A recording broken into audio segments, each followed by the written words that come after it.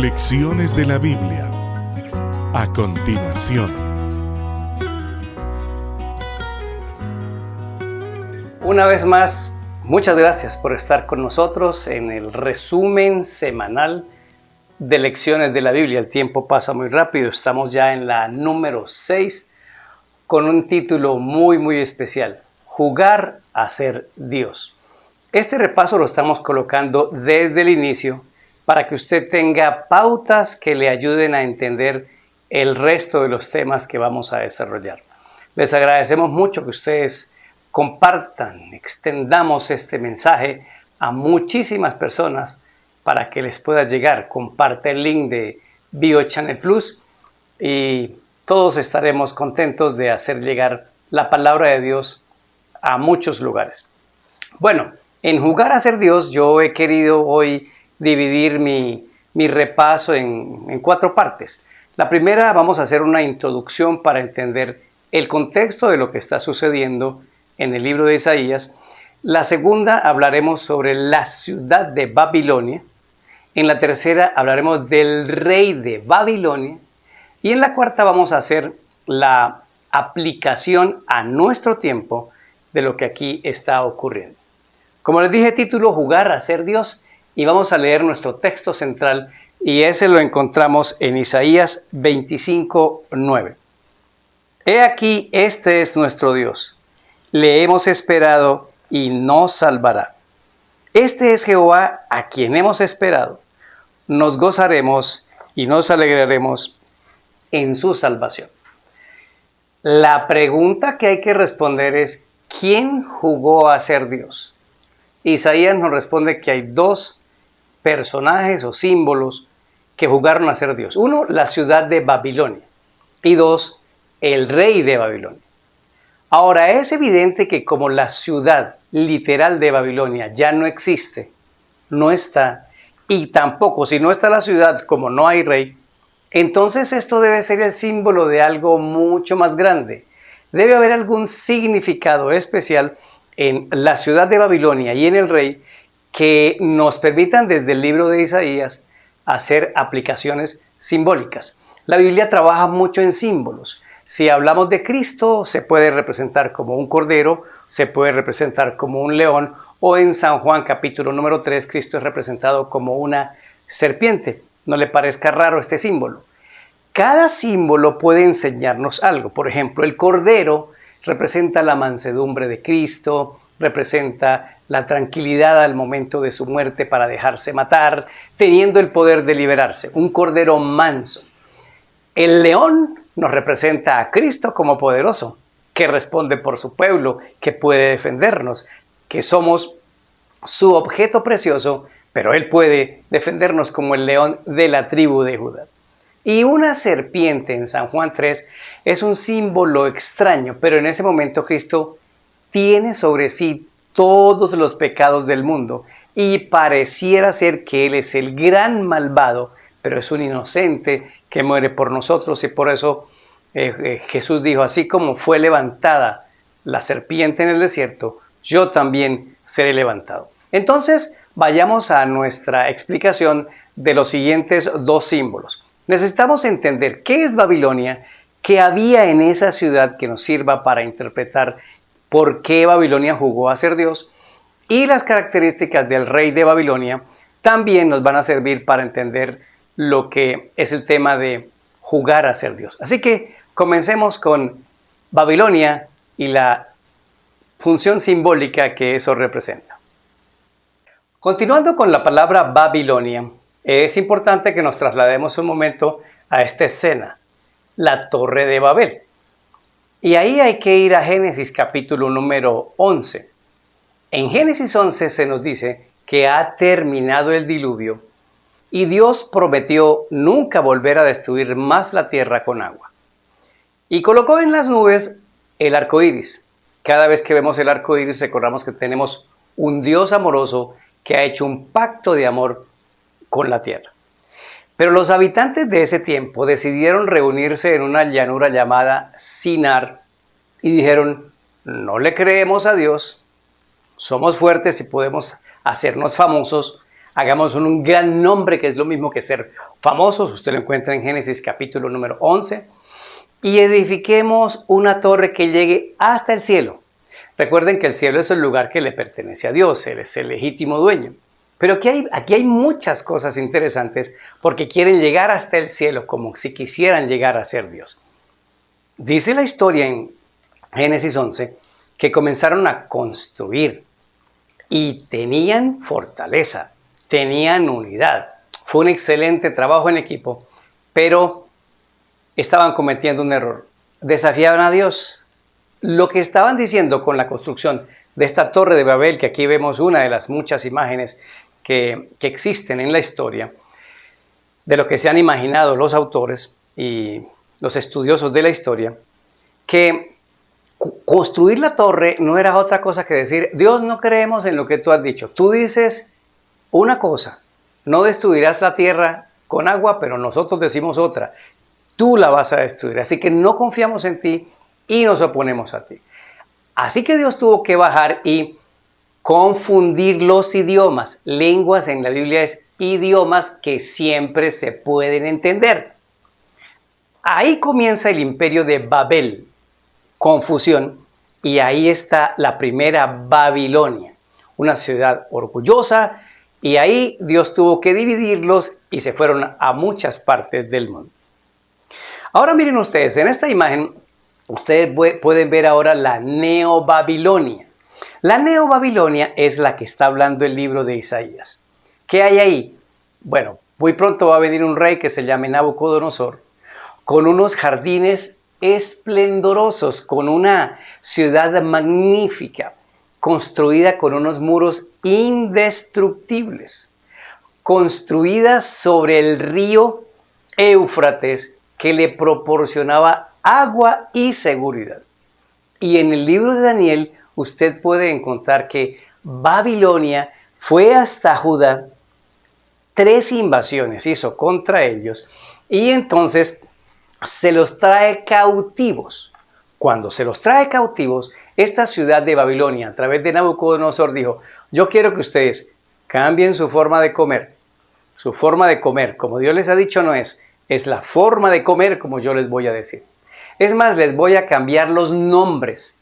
Los nombres que ustedes tienen glorifican a Dios. Daniel, Dios es mi juez. Misael, todo lo que termina en él era un nombre que le recordaba a cada uno de los personajes que le pertenecían a Dios.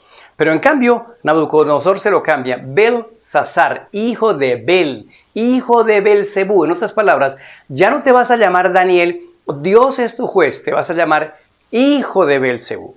Y aquí podemos encontrar en esta Neobabilonia del tiempo de Nabucodonosor otro intento de arropar a los hijos de Dios. ¿Qué símbolo tiene Babilonia? Babilonia es un símbolo que aparece en el Apocalipsis como una ciudad que se une para pelear contra Dios. Esta última Babilonia del Apocalipsis está descrita en Apocalipsis capítulo número 16 bajo una triple alianza: el espiritismo, la imposición de un falso día de reposo y la predicación de un evangelio a medias, que es lo mismo que decir el dragón, la bestia y el falso profeta. Así que esa Babilonia de allá de Babel, esta Babilonia que es la de Nabucodonosor, representa a todo el mundo que hoy se quiere unir en contra de Dios, ir en contra de Dios. Come lo que nosotros te decimos, ponte la ropa que nosotros te decimos, tatúate lo que nosotros te decimos, ve en contra de Dios. Y es una ciudad que se vuelve enemiga de los hijos de Dios. Ahora hablemos de nuestro tercer punto, el rey de Babilonia. Hemos dicho que son símbolos de algo mucho más grande. Babilonia, ya lo dijimos, es símbolo de todos los poderes que hoy llamaremos el nuevo orden mundial que ya se está formando. Y ese nuevo orden mundial no es otra cosa que la nueva Babilonia, que va a oponerse contra Dios y va a perseguir a los hijos de Dios. Todo esto viene desde el libro de Isaías. Ustedes ven aquí esta imagen de este personaje, Nabucodonosor, el más grande de los reyes de Babilonia. Y vamos a aprender del rey de Babilonia qué hay en su carácter, en su comportamiento, que se asemeja al mismo orgullo de Babilonia y a quién representa. Aquí es importante que leamos un texto completo en Isaías 14, versículo 13 y 14. Voy a empezar desde el 12. ¿Cómo caíste del cielo, oh lucero, hijo de la mañana? Cortado fuiste por tierra, tú que debilitabas a las naciones. Tú que decías en tu corazón, subiré al cielo, en lo alto, junto a las estrellas de Dios, levantaré mi trono. En el monte del testimonio me sentaré a los lados del norte. Sobre las alturas de las nubes subiré y seré semejante al Altísimo. Es evidente que estos textos se aplican mucho más que al simple Nabucodonosor, rey de Babilonia. Porque en el texto se está diciendo que el rey de Babilonia quiere quitar a Dios del trono, quiere sentarse en el trono de Dios y dice muy clarito, a los lados del norte, arriba donde está el trono de Dios. Bueno, ¿cuál es el punto aquí? Primero veamos la actitud de Nabucodonosor cuando era rey, porque es un símbolo de alguien que juega a ser Dios. Nabucodonosor construyó una excelente ciudad, se convirtió en una potencia mundial. Eso no había que discutirlo y es la primera potencia que surge en el mundo y está descrita en Daniel capítulo número 2. Nabucodonosor, un día paseándose, como lo vemos aquí, se queda observando su gran ciudad y se imagina su imperio y dice, ¿no es esta la Babilonia que yo edifiqué, que yo construí? Dios ya le había dado una visión, un sueño que Daniel le había interpretado, en la cual le pedía no ser orgulloso y que los triunfos que Nabucodonosor tenía venían de Dios.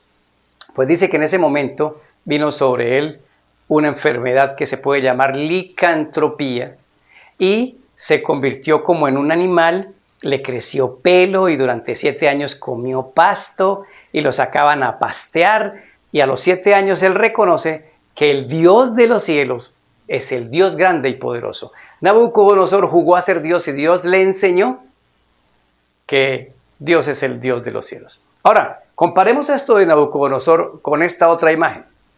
Aquí usted puede ver una imaginación de lo que puede ser Lucifer, porque en el versículo de Isaías 14 dice, ¿cómo caíste, oh lucero? Lucifer es lucero. Nabucodonosor es un símbolo de algo más grande, de Lucifer, el gran ángel poderoso que Dios creó, santo, perfecto, que un día comenzó a decir lo mismo que Nabucodonosor. ¿Por qué yo no puedo ser igual a Dios? Lo primero que intenta es hablar en contra de Dios. Así que el rey de Babilonia, del que está hablando Isaías, en realidad no es Nabucodonosor. Es Lucifer quien se rebela contra Dios. Esa rebelión dice, necesito sentarme sobre el monte del testimonio. En el libro de Éxodo dice que la ley de Dios es el testimonio. Y si él se quiere sentar sobre el testimonio, necesita quitar la ley de Dios para poner su propia ley. De ahí yo he ido entendiendo por qué hay tanto interés en decir la ley de Dios fue abolida en la cruz, la ley de Dios fue crucificada, hoy no hay que vivir en la ley de Dios. Es un concepto que tenemos que tener con mucho equilibrio porque no nos salvamos por guardar la ley de Dios, nos salvamos por la gracia de Cristo. Pero esa gracia de Cristo me lleva a la obediencia y Él es el verdadero rey de Babilonia. Entonces, si la Babilonia que vimos en el segmento anterior representa hoy los poderes del mundo que muy pronto se van a unir en una triple alianza. Está en Apocalipsis 16. El espiritismo, un falso día de reposo y predicar el evangelio a medias. Y lo repito, es el dragón, la bestia y el falso profeta. Y que buscan a los líderes del mundo para la última gran batalla. Eso es lo que está diciendo Isaías en la lección de esta semana. ¿Quién jugó a ser Dios? Lucifer. ¿Y quién juega a ser Dios hoy? Babilonia. Veamos ahora la aplicación de la lección de esta semana. Trabajemos ahora la aplicación del tema de jugó a ser Dios. Lucifer, que ahora es el diablo, tiene una ciudad que se llama Babilonia. Y Dios tiene una ciudad que se llama Jerusalén. Jerusalén es la iglesia. Usted no puede aplicarle las profecías hoy al Israel literal, porque claramente en el Nuevo Testamento, con Pablo en Romanos 9, en Gálatas 5 y 6 y escritos del apóstol Pedro, para poder entender esta guerra entre Babilonia y Jerusalén, sencillamente miremos cómo va a terminar Babilonia. Babilonia va a terminar muy mal. En Apocalipsis capítulo número 18, versículo 1 y 2 dice: vi descender otro ángel fuerte, viene del cielo, con gran poder, y la tierra fue alumbrada con su gloria. Y ese ángel fuerte no es otra cosa que el Espíritu Santo actuando en los de Jerusalén, en los que quieren hacer la obra de Dios, para iluminar la tierra. ¿Qué pasa cuando la tierra es iluminada en Apocalipsis 18.1? En el 2 se descubre que Babilonia, la Babilonia espiritual, realmente no es lo que nos ha ofrecido. Es una habitación de demonios. Es una guarida del enemigo de Dios. Esto se concluye cuando en Apocalipsis 16 cae totalmente la ciudad que ha tenido una triple alianza y se cae en 3 partes. Cuando termina esta batalla, en Apocalipsis 16, 19 dice: y la gran ciudad fue dividida en 3 partes, y las ciudades de las naciones cayeron, y la gran Babilonia vino en memoria delante de Dios para darle el cáliz del vino del ardor de su ira. La segunda venida de Cristo en Apocalipsis 16, que es la 7ª plaga, le da el golpe final a Babilonia. ¿Por qué? Porque jugó a ser Dios y porque fue dirigida por el enemigo. Yo quisiera, mis queridos amigos, que tomáramos muy en serio el tema de esta semana. ¿Saben que a veces yo juego a ser Dios? Yo juego a ser Dios cuando me levanto en las mañanas y me voy a trabajar, no hago mi oración, no hago mi estudio de la Biblia y no busco al Señor. Y con ese mensaje, cada vez que usted y yo nos vamos sin hacer ese momento íntimo, le digo: Dios, yo no te necesito, yo puedo vivir con mis fuerzas. Yo, como Nabucodonosor, edificaré mi imperio. Jugamos a ser Dios, no oramos, no asistimos a los programas de la iglesia, no nos conectamos a los momentos de oración. Hay muchas ayudas hoy para que todos estemos conectados del lado del Señor. Pero todos esos rechazos, tú juegas a ser Dios. Cuando no compartes el evangelio con otra persona, tú juegas a ser Dios. Yo ya me salvé, yo ya estoy aquí, a mí no me interesa qué va a pasar con los demás. Apocalipsis 18, cuando está cayendo Babilonia, dice: salgan de ella, pueblo mío. El tema se concluye diciendo: no juguemos a ser Dios. Muy pronto la segunda venida de Cristo será un evento real.